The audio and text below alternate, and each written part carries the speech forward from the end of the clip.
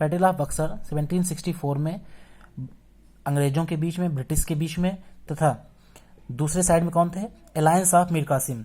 इन लोगों का गठबंधन था। मीर कासिम जो कि बंगाल के नवाब थे, शाह आलम द्वितीय जो कि मुगल बादशाह थे, और नवाब ऑफ अवध सुजाउद्दौला, यानी इन तीनों के बीच और ब्रिटिश के बीच में युद्ध हुआ। कहाँ पर हुआ? 1764 में बक्सर में, बिहार के बक्सर में इस स्थान पर युद्ध हुआ, जिसमें जो कि सुजाउद्दौला के जो सेनापति थे वो ब्रिटिश से मिल गए थे, जिसकी वजह से इन संगठन का आपस में हार हो गया और ब्रिटिश सेना अंग्रेजों की जीत हुई। जिसके बाद से ब्रिटिशर ने अपना जो आधिपत्य था, अधिकार था, वो काफ़ी बढ़ा लिया। बंगाल में रूलर ऑफ अवध और मुगल एम्परर, इन सभी पर उनका जो है शासन हो गया। और इसके बाद से जो आपके शाह आलम के पुत्र थे उनके बीच और इलाहाबाद साइन और ब्रिटिश के बीच, ब्रिटिश नवाब क्लाइव लाइड के बीच में एक संधि हुई, जिसे बोलते हैं ट्रीटी ऑफ इलाहाबाद, यानी इलाहाबाद की वो संधि हुई जिस पर उन दोनों ने शासन किया और उसके बेस पर आगे बढ़े।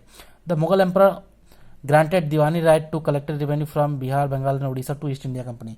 जो मुगल एम्परर थे, जो शाह आलम के पुत्र थे आलमगीर, उन्होंने जो टैक्स वसूलने का अधिकार था बिहार, बंगाल, उड़ीसा का, वो ईस्ट इंडिया कंपनी को दे दिया। इस संधि के तहत, इस संधि में ये समझौता हुआ कि हम जो है इन जो स्टेट हैं बिहार, बंगाल, उड़ीसा के, यहाँ का जो टैक्स होगा वो अब ईस्ट इंडिया कंपनी वसूल करेगी। डुअल गवर्नमेंट क्या था? 1765-1772 में जो रॉबर्ट क्लाइव थे, ईस्ट इंडिया कंपनी के गवर्नर जनरल थे, बंगाल के बनाए गए थे, उनका नाम था रॉबर्ट क्लाइव। उन्होंने इसकी शुरुआत की, डुअल गवर्नमेंट की शुरुआत की। इस गवर्नमेंट में क्या होता था? अंडर द डुअल गवर्नमेंट जो कंपनी होती थी ईस्ट इंडिया कंपनी, उसको सारी पावर होती थी लेकिन कोई रिस्पॉन्सिबिलिटी नहीं होती थी, यानी पावर सारा उसके हाथ में होता था। मुगल बादशाह जो आलमगीर थे उनके हाथ में कुछ नहीं रहता था, लेकिन जिम्मेदारी किसकी होती थी? आलमगीर की, यानी कोई रिस्पॉन्सिबिलिटी नहीं और पावर पूरा रहता था। The company became the virtual ruler of Bengal. अब कंपनी जो है बंगाल की पूरा एकदम मेन रूलर होती थी। जितना भी रेवेन्यू कलेक्शन होता था, मिलिट्री होता था, क्रिमिनल जुरिडिक्शन था, वो सारा कौन देखता था? कंपनी देखती थी। In 1772 Warren Hastings became the governor of Bengal. Clive लाइड के बाद 1772 में वारेन हेस्टिंग्स ये बंगाल के नवाब बने, गवर्नर जनरल बने और उन्होंने इस डुअल गवर्नमेंट का खत्म किया। यानी जो बंगाल की जो डुअल गवर्नमेंट थी, क्लाइव लाइड ने स्टार्ट किया था, उसको खत्म किसने किया था? वारेन हेस्टिंग्स ने। इसके बाद है British conquest outside Bengal and expansion the company rule. British ने किस तरह से बंगाल के बाद दूसरे राज्यों में कंपनी के रूल को बढ़ाया। इन 1773 Warren Hastings was made the governor general of all Indian territories. 1773 में क्लाइव लाइड के बाद वारेन हेस्टिंग्स जैसे कि बंगाल का गवर्नर जनरल बना, उसने कलकत्ता को उसके ईस्ट इंडिया वहां की राजधानी बनाई बंगाल की।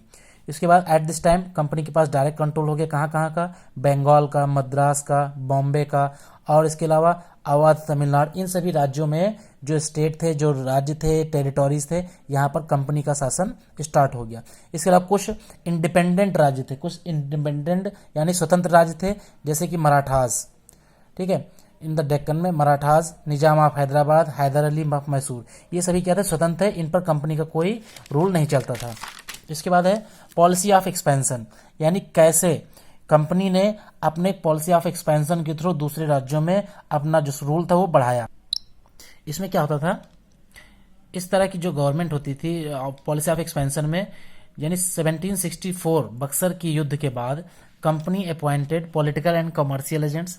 कंपनी ने जो राज्य होते थे वहां पर अपने एजेंट्स, जो पॉलिटिकल और कमर्शियल कुछ अपने एजेंट लगा दिए थे। वो क्या करते थे?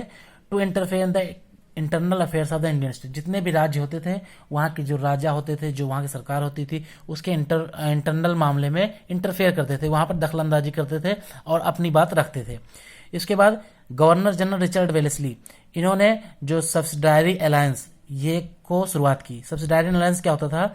यानी जो ब्रिटिश कंपनी होती थी वो अपना अधिकार क्षेत्र बढ़ाती थी, जो भी वहाँ के राजा होते थे, और उनसे टैक्स लेती थी। जो भी राजा टैक्स देने में या उनकी टैक्स देने में फेल होते थे, वो उनके राज्य को अपने कब्जे में ले लेते थे। ये होता था कब? Subsidiary alliance. सब्सिडायरी अलायंस में आगे आपको और एक्सप्लेन करेंगे। इसमें ये होता था कि जो भी टैक्स पे करने में आपको मतलब कि पॉसिबल नहीं होता, जो टैक्स नहीं दे पाते थे उनके राज्य को वो अपने मिला लेते थे।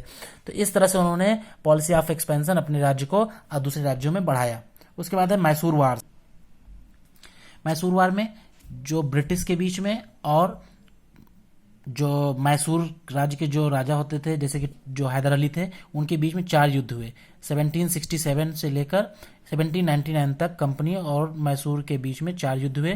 पहले युद्ध में हैदर अली की जो है जीत हुई, जो कि 1769 में हुई। दूसरे युद्ध में हैदर अली की हार हुई और 17 उसकी हार हुई, द सेकेंड मैसूर वार, और कंपनी जीत गई। थर्ड मैसूर युद्ध में जो टीपू सुल्तान वो राजा बना था, उसके बीच में और ब्रिटिशर्स के बीच में युद्ध लड़े गए, जिसमें ब्रिटिशर्स का साथ किसने दिया? निजाम एंड मराठास। जो निजाम थे, मराठा थे, उन्होंने ब्रिटिश का साथ दिया। जो टीपू सुल्तान थी उसकी हार हुई। टीपू सुल्तान हैदर अली का पुत्र था। इसके हार के बाद टीपू सुल्तान को काफी कुछ पेमेंट करना पड़ा, काफी अमाउंट पैसे देने पड़े कंपनी को, लार्ज ऑफ, और उसके अपने राज्य का काफी हिस्सा देना पड़ा, और अपने 2 बेटों को उनको ब्रिटिश कैंप में भेजना पड़ा। तो इस वजह से इस हार होने के बाद ये चीज नुकसान उठाना पड़ा। फिर उसके बाद 1798 में लॉर्ड वेलेस्ली ने जो सब्सिडायरी अलायंस को फॉलो नहीं कर रहा था मैसूर, इसकी वजह से उसको जो है अपने डिक्लेयर कर दिया कि अब वो हमारे कब्जे में हो जाएगा मैसूर, और टीपू सुल्तान को जो है मार दिया गया 1799 में, क्योंकि वो अपनी जो राजधानी थी सेरिंगपट्टनम, इसको सुरक्षा करते करते उसकी मृत्यु हो गई थी। इस तरह से मैसूर जो 4 युद्ध हुए वो ब्रिटिश के साथ समाप्त हो गए।